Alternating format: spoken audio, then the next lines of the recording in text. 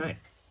Now, if we were to take this one step further, the next concept I'd like us to think through is this concept about split TPD. Okay, so this particular concept here is where I would like to still have my self-managed super fund own my life insurance policy, and I also want to have my any occupation total and permanent disablement cover owned within that superannuation environment. Okay. However, let's say I'm a surgeon or a professional, and I really value having that own occupation TPD definition.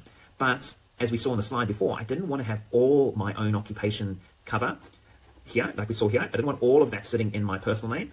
What I want is I just want to be able to put that portion of my TPD in my personal name. Okay. And it's known as split TPD.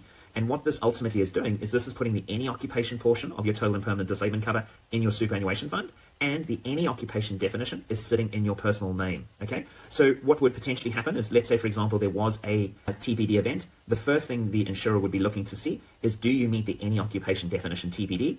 Then potentially that's going to get paid into your super fund, and then hopefully you would meet the condition of release and it'll get paid to yourself. Okay, if that was not the case and you did not meet the any occupation TPD, they would then look at the own occupation definition and see if you met the eligibility criteria. If you did meet the own occupation TPD criteria, then that would potentially get paid, or that would get paid directly to yourself and wouldn't go into your super fund.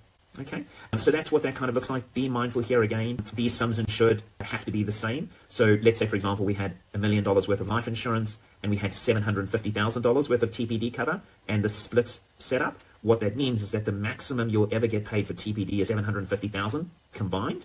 You'll either get it paid under the own occupation or the any occupation if you're eligible.